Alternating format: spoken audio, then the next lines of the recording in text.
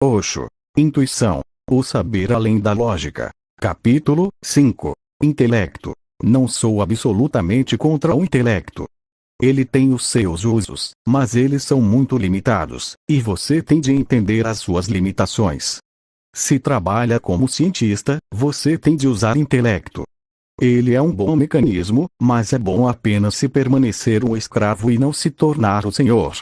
Se ele se tornar o senhor e dominar você, então ele será perigoso. A mente como o escravo da consciência é um servo admirável. A mente como o senhor da consciência é um senhor muito perigoso. A questão toda é de ênfase. Eu não sou absolutamente contra o intelecto. Eu uso o intelecto também. Como posso ser contra ele? Agora mesmo, falando com você, estou usando-o. Mas eu sou o senhor. Ele não é o meu senhor. Se eu quiser usá-lo, eu uso. Se eu não quiser usá-lo, ele não terá poder sobre mim. Mas o seu intelecto, a sua mente, o seu processo intelectual continua, quer você queira, quer não. Ele não se incomoda com você, como se você não fosse ninguém, ele continua seguindo em frente. Até mesmo quando você está dormindo, ele continua trabalhando. Ele não ouve você de maneira nenhuma. Ele permaneceu no poder por tanto tempo que se esqueceu completamente de que é apenas um servo. Quando sai para uma caminhada, você usa as suas pernas. Mas quando você está sentado, não há necessidade de continuar movendo as pernas. As pessoas me perguntam: Osho, durante 2 horas sem parar, você continua falando para nós da sua cadeira, na mesma posição. Você não moveu as pernas nenhuma vez. Por que eu deveria movê-las? Não estou andando. Mas eu conheço você, mesmo quando está sentado na sua cadeira, você não está realmente sentado. Você está movendo as suas pernas, mudando de posição, de postura, fazendo 1001 coisas, virando-se e mexendo-se, numa grande inquietação. O mesmo se aplica à sua mente. Se estou falando com você, estou usando a mente. No momento em que paro de falar, a minha mente também para, imediatamente. Se não estou falando com você, a minha mente não tem necessidade de continuar trabalhando, ela simplesmente fica em silêncio. É assim que deveria ser natural. Quando estou dormindo eu não sonho. Não há necessidade. Você sonha apenas porque restou muito trabalho a ser feito durante o dia, o qual a mente tem de fazer. É trabalho além do horário. Você não conseguiu acabá-lo durante o dia. E como você pode concluir tudo? Você faz 1001 coisas ao mesmo tempo. Nada nunca está terminado. Tudo permanece incompleto, e permanece incompleto para sempre. Você vai morrer, mas nada estará concluído. Nem mesmo no único sentido seu trabalho estará concluído, porque você está correndo em todas as direções. Você se partiu em muitos fragmentos, não está integrado. A mente o arrasta para um lado, o coração o arrasta para outro, o corpo quer que você vá para outra direção, e você está sempre sem saber a quem ouvir. E a mente também não é uma, você tem muitas mentes, você é multipsíquico, há uma porção de mentes em você. Não existe unidade, nem harmonia. Você não é uma orquestra, nada está afinado. Tudo segue o próprio ritmo. Ninguém ouve ninguém, você simplesmente produz ruídos, não música. O intelecto é bom se funciona como um servo do todo. Nada é ruim se está no lugar certo, e tudo está errado se estiver no lugar errado. A sua cabeça está perfeitamente bem se estiver sobre os seus ombros. Se estiver em outro lugar, então estará errada. Para trabalhar como cientista, o intelecto é necessário. Para trabalhar no mercado, o intelecto é necessário. Para se comunicar por meio das palavras, para falar às pessoas, o intelecto é necessário. Mas ele tem um uso muito limitado. Existe uma grande quantidade de condições em que o intelecto não é nem um pouco necessário. E quando não é necessário, ele continua funcionando também. Esse é o problema. Um mediador usa o intelecto, mas usa também a sua intuição. Ele sabe que as funções de ambos são diferentes. Ele usa a cabeça e usa também o coração. Em Calcutá, na Índia, eu costumava me hospedar na casa de um juiz da Suprema Corte. A esposa dele um dia me disse: Você é a única pessoa que o meu marido respeita. Se você diz alguma coisa ele ouve, mas ele não dá ouvidos a mais ninguém. Eu já fiz de tudo mas fracassei. É por isso que estou lhe falando. E qual é o problema? Perguntei. O problema, disse ela, está se tornando maior a cada dia. Ele permanece um juiz por 24 horas. Até mesmo na cama comigo ele se comporta como juiz, esperando que me dirija a ele como meritíssimo. Com os nossos filhos ele se comporta como se eles fossem criminosos. Com todo mundo é a mesma coisa.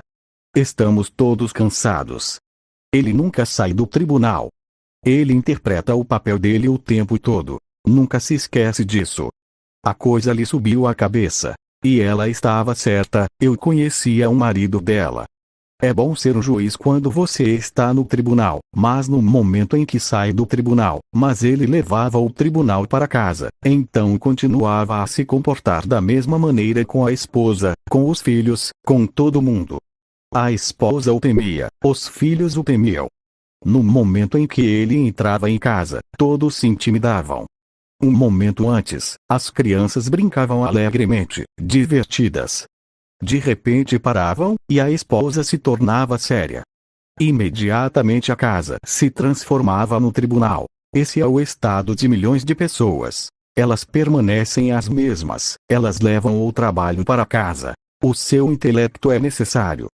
A sua cabeça tem o seu próprio funcionamento, a sua própria beleza, mas ele deve estar no lugar certo. Há muito mais coisas que estão além do alcance da cabeça, e quando você entra nessas outras esferas, deve deixar a cabeça de lado. Você deve ser capaz disso. Isso é flexibilidade. Isso é inteligência. E lembre-se de nunca se confundir entre intelecto e inteligência. O intelecto é apenas uma parte da inteligência. A inteligência é um fenômeno muito maior. Ela contém muito mais do que o intelecto, porque a vida não é apenas intelectual, a vida também é intuitiva. A inteligência contém a intuição. Muitas grandes descobertas foram feitas não pelo intelecto mas pela intuição. Na verdade, todas as grandes descobertas foram feitas pela intuição. Dentro de você existe algo muito mais profundo. Você não deve se esquecer disso. O intelecto é apenas a periferia, a circunferência, ele não é o centro do seu ser. O centro do seu ser é a intuição. Quando você deixa de lado o seu intelecto, quando você põe a cabeça de lado, então algo mais profundo dentro de você começa a funcionar e é incompreensível da periferia. O seu centro começa a funcionar, e o seu centro está sempre sintonizado com o todo. A sua circunferência é o seu ego, o seu centro está sintonizado com o Tao. O seu centro não é seu, ele não é meu. O centro é universal. As circunferências são pessoais, a sua circunferência é a sua circunferência, a minha circunferência é a minha circunferência, mas o meu centro e o seu centro não são duas coisas. No centro todos nós nos encontramos e somos uma coisa só. É por isso que os místicos vêm a saber sobre a unidade da existência, porque ela depende da intuição. A ciência produz divisão, separação. Ela alcança as partículas mais diminutas. O mundo se torna uma multiplicidade, não é mais um universo. Na verdade, os cientistas deveriam parar de usar a palavra universo, deveriam começar a usar uma nova palavra, multiverso. O universo tem um tom místico, universo significa um. O místico busca o uno. Essa é a experiência do centro. Mas o centro só pode funcionar quando você parte da circunferência para o centro. Ele precisa de um salto quântico. Capítulo 6. Imaginação. A faculdade da intuição é a faculdade de criar a sua própria realidade. Não são absolutamente diferentes, mas coisas diametralmente opostas. A intuição é apenas um espelho. Ela não cria nada, ela apenas reflete. Ela reflete aquilo que é. Ela é pura, silenciosa, água cristalina refletindo as estrelas e a lua. Ela não cria nada. Ela é a claridade que no Oriente foi chamada de terceiro olho.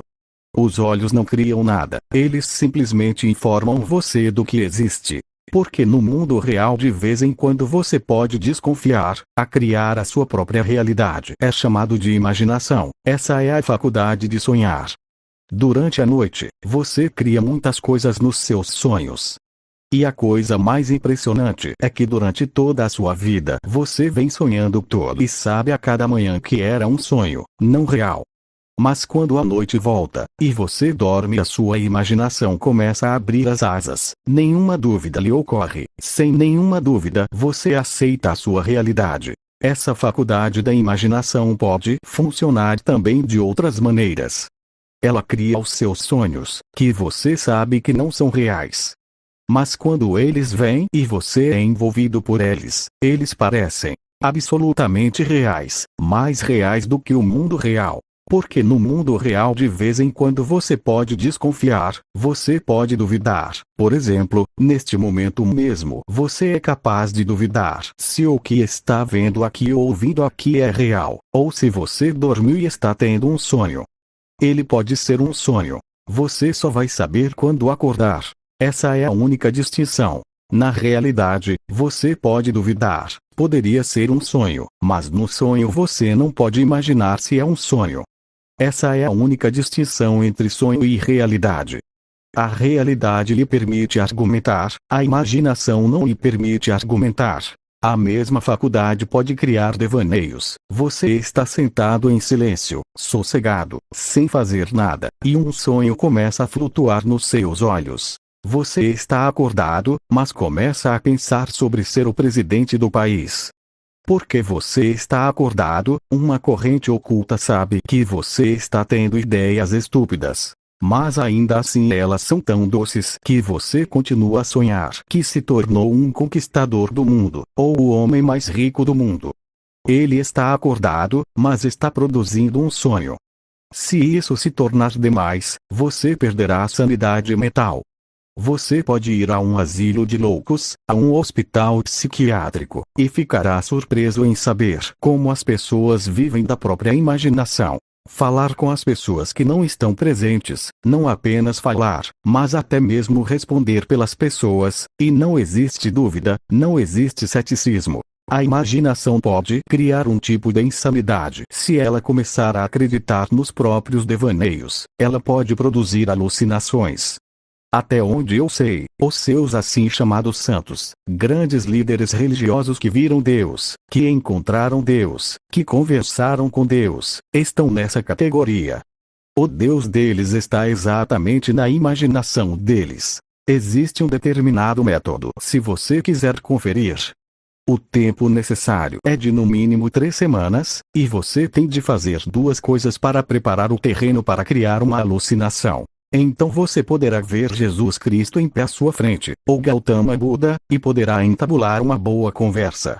Você poderá fazer perguntas e receberá as respostas, embora ninguém mais veja que aquela entidade está lá, mas isso será culpa dos outros. Eles não têm a elevação espiritual para ver o invisível. 2 coisas básicas são necessárias. Uma é um jejum de 3 semanas.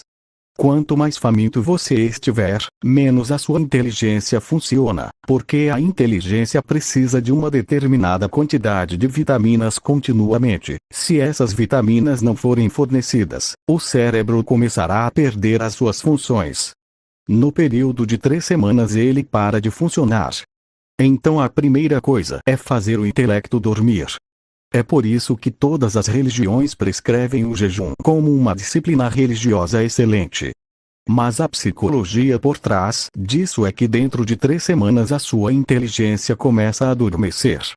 E então a imaginação pode funcionar perfeitamente bem, não há ninguém para duvidar.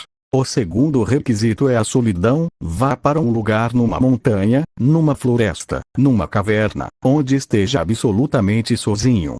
Como o homem nasceu em sociedade, ele sempre viveu entre as pessoas. Ele fala e conversa o dia inteiro. Blá blá blá, blá blá blá. À noite ele conversa com os seus sonhos, e pela manhã começa e vai em frente até dormir de novo. Se não houver ninguém com quem conversar, ele começa a orar a Deus. Isso é conversar com Deus. Essa é uma maneira respeitosa de enlouquecer. No período de 3 semanas, depois da segunda semana, ele começa a falar em voz alta. Depois da primeira semana, começa a falar consigo mesmo, mas ele sabe que ninguém deve ouvi-lo. Do contrário, vão pensar que ele está louco. Mas no fim da segunda semana esse temor não existe mais, porque a inteligência está ficando insensível. Na segunda semana, ele começa a falar em voz alta. Na terceira semana, ele começa a ver a pessoa com quem quer se encontrar.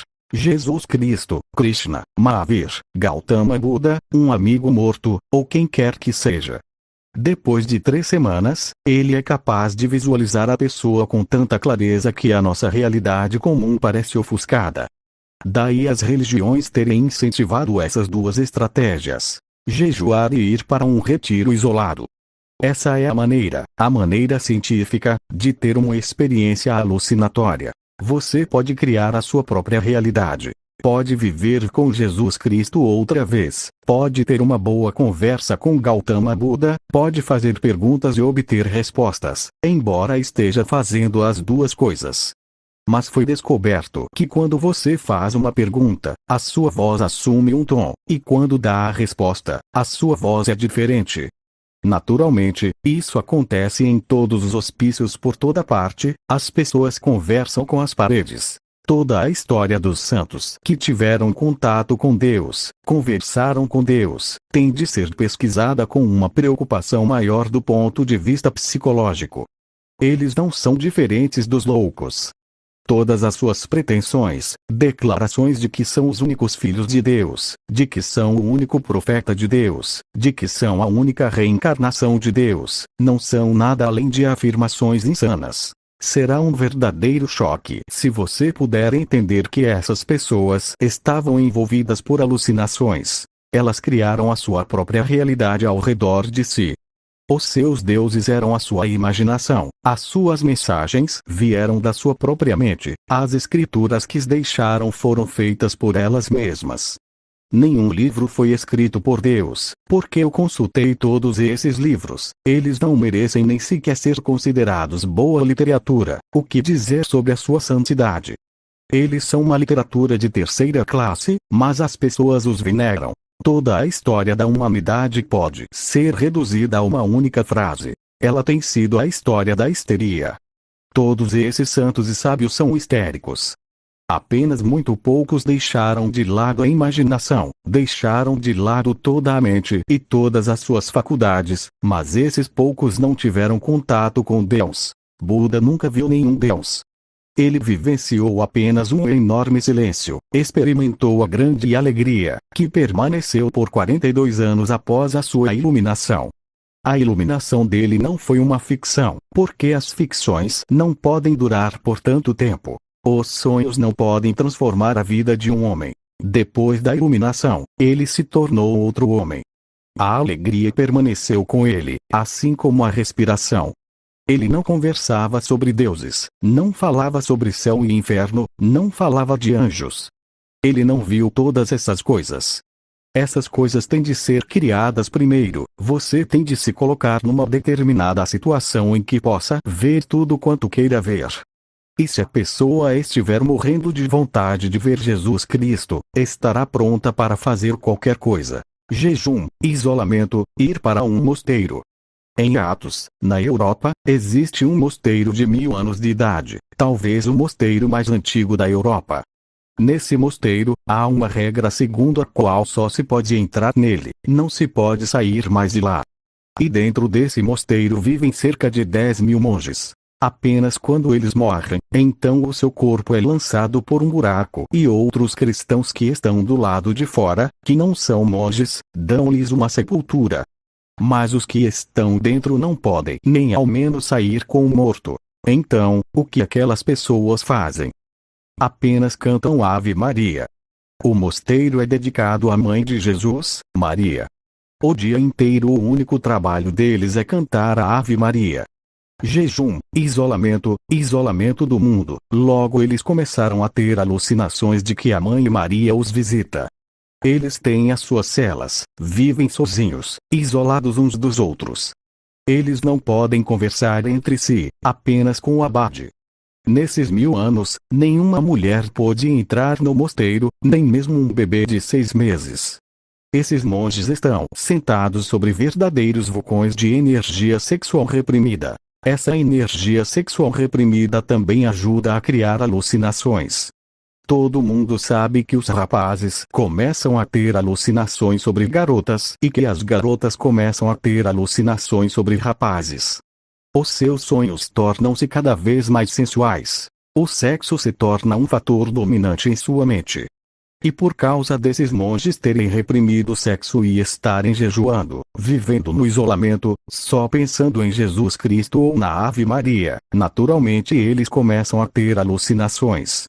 E aqueles que começam a ter alucinações são os mais respeitados, os mais venerados. O maior louco dentro do mosteiro se torna o abade. Há muitas coisas a fazer para liberar essas pessoas desses hospícios chamados mosteiros, conventos, para ajudá-las a recuperar a sanidade mental, trazê-las de volta ao mundo da realidade e não dos sonhos. Você não precisa criar a sua realidade, você só tem de purificar os seus sentidos para sentir a realidade e a sua beleza psicodélica, o seu colorido, o seu vigor, a sua vitalidade. E dentro de si você tem de descobrir a realidade, não criá-la. Porque nada criado por você pode ser outra coisa além de imaginação. Você simplesmente tem de entrar em silêncio e observar, apenas ficar alerta e consciente de modo a poder ver o que é real.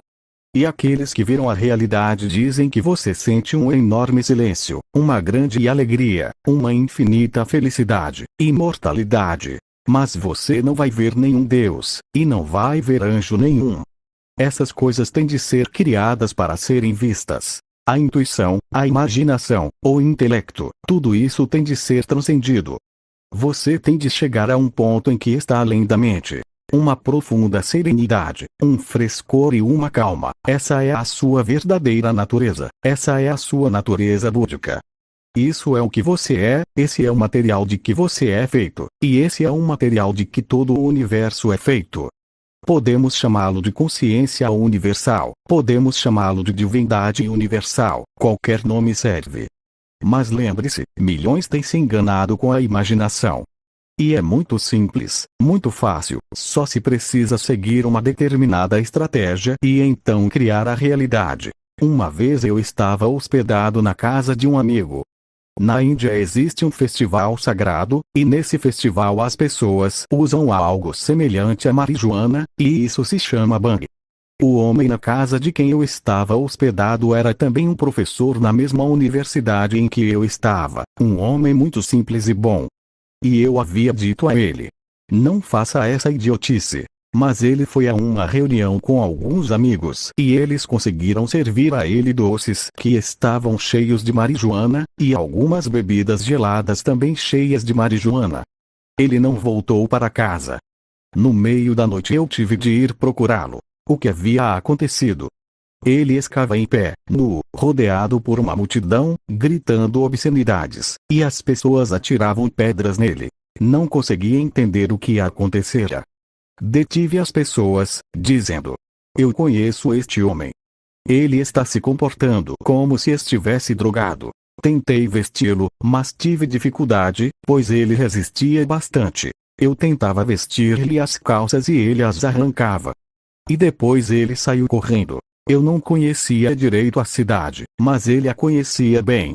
Eu o segui por alguns minutos pelas ruas estreitas e depois o perdi. De manhã, a polícia telefonou para casa e informou que o meu amigo estava preso, então fui até a delegacia. Na ocasião, ele já havia recuperado um pouco dos seus sentidos, ainda assim estava com muita ressaca. Mas ele me reconheceu e disse: desculpe por não ter dado ouvidos a você. Ele tinha ferimentos por todo o corpo, por causa das pedras que as pessoas haviam atirado nele. Eu o levei para casa e desde aquele dia ele ficou com medo da polícia, ficou marcado por esse medo, porque a polícia deve tê-lo agredido bastante. De outra maneira ele não teria vestido as roupas, e ele deve ter se comportado mal com os policiais. Ele ficou com tanto medo, que esse se tornou uma paranoia, a vida tornou-se difícil para ele. Durante a noite, um policial ficava de guarda na rua. Ele ouvia o ruído das botas do policial e bastava isso para que acordasse sobressaltado. Eu lhe dizia: Balram, esse era o nome dele, o que você está fazendo? Fique quieto, ele respondia. A polícia vem vindo. Eu tive de pedir ao diretor para lhe dar 15 dias de licença para que ele pudesse descansar, porque era difícil levá-lo à universidade. Tudo se tornava suspeito. Se visse duas pessoas paradas na esquina, conversando, ele dizia: olhe, eles estão conspirando. E eu garanto que vão conseguir me pegar, vão me prender e me bater. Faça alguma coisa. Um carro de polícia passava e ele dizia: meu Deus! Eles chegaram. Eu tentei de todas as maneiras possíveis mostrar que era apenas medo. Eu sabia como havia começado, mas já estava sendo demais. Ele não ouvia, nem dormia, nem me deixava dormir. Por fim, eu tive de ir até o inspetor de polícia e contar-lhe toda a história. Eu falei a ele: o senhor precisa me ajudar de alguma forma. Esse homem é muito simples, inocente, ele não cometeu nenhum crime, ele só havia tomado marijuana. Eu não sei o que mais misturaram nos doces e bebidas que lhe deram. A polícia deve ter batido nele. Do contrário, ele não vestiria as roupas. Eu tentei ajudar, mas ele saiu correndo. O inspetor respondeu: de que maneira eu poderia ajudar? O senhor poderia chegar lá com uma pasta, eu sugeri, porque ele vive repetindo: eles têm uma pasta contra mim e estão esperando o momento certo para me prender. Então, se o senhor chegar com uma pasta, com algemas e uma ordem de prisão, qualquer papel, só de ver o senhor ele vai perder toda a inteligência.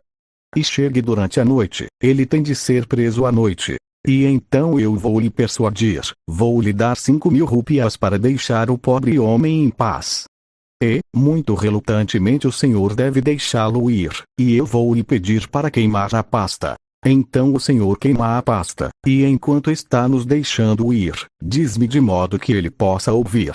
Agora não há mais nenhum problema, porque a pasta foi queimada e não há mais provas nas mãos da polícia. E eu posso recuperar o dinheiro mais tarde. O homem foi muito bom. Ele disse que iria. E realmente apareceu durante a noite, no momento em que o meu amigo ia se deitar. O inspetor fez com que se levantasse e ele me disse: ouça, olhe, eu venho lhe dizendo que eles viriam, e eles vieram, e esta é a pasta. O inspetor me entregou a ordem de prisão e declarou: ele tem de ser preso. E colocou as algemas nele. Eu tentei persuadi-lo, mas ele informou: não posso fazer nada. Ele vai passar pelo menos 5 anos na cadeia. E Balram olhou para mim e pediu: escute, faça alguma coisa, ou então estou perdido. Então eu dei as 5.000 rúpias ao inspetor e argumentei: ele é uma pessoa simples. Me faça um favor. Deixe-o livre. Se ele fizer alguma coisa outra vez, então eu serei a primeira pessoa a entregá-lo à polícia. Mas este foi o primeiro crime dele, e ele o cometeu sob o efeito de drogas. Com dificuldade, eu convenci o inspetor a queimar a pasta, e ele queimou a pasta. Depois de retirar as algemas, ele me disse: está bem. Se ele fizer alguma outra coisa de novo, não poderei fazer nada. No momento, tudo que foi relatado sobre ele à polícia foi queimado. Agora a polícia não tem poder para prendê-lo. E daquele dia em diante Balram ficou perfeitamente bem. No dia seguinte, eu tive de ir à chefatura de polícia para buscar o meu dinheiro de volta. O homem era realmente uma boa pessoa. Ele poderia ter se recusado a me devolver o dinheiro, mas ele o devolveu e perguntou: como está o nosso rapaz? Está perfeitamente bem, eu lhe disse. Agora ele pôde ver os policiais passando sem se incomodar. Eu lhe disse 1 ou 2 vezes: olhe lá aqueles policiais. E ele me respondeu: tudo bem. A pasta foi queimada. O meu amigo tinha criado uma alucinação ao redor de si mesmo. E as assim chamadas religiões existem em torno dessas alucinações. Você vai ficar surpreso em saber que a mais antiga das escrituras dos hindus trata de uma determinada droga, sorras, que era encontrada nos Himalaias e talvez ainda se encontre lá, mas não sabemos como reconhecê-la. Era uma prática normal entre todas as pessoas religiosas beber sorras. Um dos homens mais inteligentes do século XX, Aldous Huxley, ficou muito impressionado quando o LSD foi descoberto. Ele foi o primeiro a fazer a promoção do LSD. Ele viveu com a ilusão de que por meio do LSD pode-se alcançar as mesmas experiências espirituais que Gautama Buda teve, que Kabir teve, que Nanak teve. Pensando nos honras dos Vedas, ele escreveu em seu livro, Céu e Inferno, que no futuro a maior droga seria um produto sintético criado pela ciência. Seu nome seria uma homenagem à primeira droga usada pelas pessoas religiosas, Sonras. E o seu nome seria Soma. E desde os tempos do Rig Veda na Índia, os sannyasis hinduístas, pessoas religiosas hinduístas, têm tomado todos os tipos de drogas para entrar em contato com os seus deuses imaginários. A tal ponto que encontrei um seguidor de Kabir, eles bebem todos os tipos de drogas e chega um momento em que se tornam imunes. Então eles começam a criar serpentes ninjas, e fazem com que as cobras mordam a sua língua. Só isso lhes proporciona uma experiência religiosa. Eu vi um mosteiro dos seguidores de Kabir em que eles tinham cobras grandes, perigosas, bastaria uma mordida delas e você estaria morto, pois o veneno não tinha cura. Mas aqueles monges precisavam do veneno porque nenhuma outra droga fazia mais efeito sobre eles. Não é apenas uma coincidência que no Ocidente a geração mais nova tenha se interessado pelas duas coisas ao mesmo tempo. As drogas e o Oriente. Os jovens vão para o Oriente para encontrar um meio de experimentar alguma coisa além do mundo normal, comum, do qual já estão cansados. Agora o sexo não exerce tanta atração, o álcool não interessa mais, então eles vão para o Oriente em busca de técnicas para criar uma realidade. E na maioria dos ashrams do Oriente eles encontram técnicas que ajudam a sua imaginação. São tipos sutis de drogas, e no Ocidente muitos tomaram drogas. Neste momento, existem milhares de jovens, homens e mulheres, sofrendo nas prisões da Europa e da América por causa do consumo de drogas. Mas até onde eu sei, vejo o problema numa perspectiva diferente. Eu vejo como o começo de uma busca por algo além do mundo comum, embora eles estejam buscando de maneira errada. As drogas não lhes dão a realidade. Você pode criar uma realidade através das drogas, mas essa realidade dura apenas algumas horas e então você precisa retornar às drogas. E a cada vez você precisa tomar quantidades maiores da droga, porque você vai se tornando imune. No entanto, existe uma grande tendência entre os jovens, que nunca foi observada antes, de interesse pelas drogas. Eles estão prontos para enfrentar a prisão, depois saem e voltam a se envolver com as drogas. Na verdade, se eles têm dinheiro, até mesmo dentro da prisão dão um jeito de conseguir drogas com os próprios carcereiros. Basta dar dinheiro a eles. Mas eu não vejo a questão como um mau sinal. Eu simplesmente a vejo como uma geração mal orientada. A intenção está certa, mas não existe ninguém para dizer-lhes que as drogas não vão satisfazer os seus desejos ou as suas ansiedades. Apenas a meditação, apenas o silêncio, apenas a transcendência além da mente pode proporcionar a felicidade e a satisfação. Mas eles não podem ser condenados como estão sendo condenados e punidos.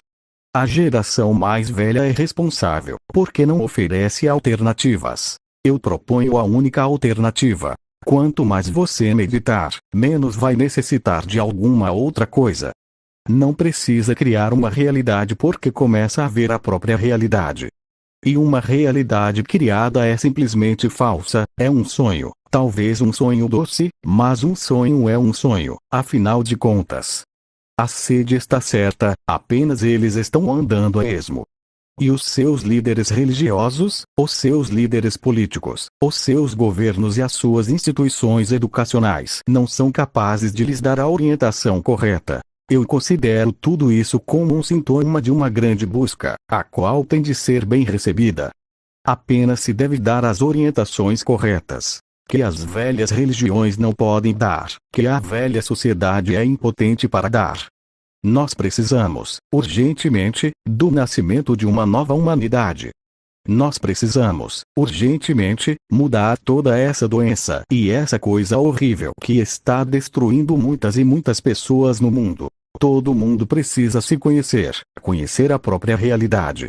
E é bom que o desejo tenha surgido. Cedo ou tarde, vamos ser capazes de conduzir os jovens na direção certa. As pessoas que se tornaram sannyasins experimentaram todos os tipos de drogas.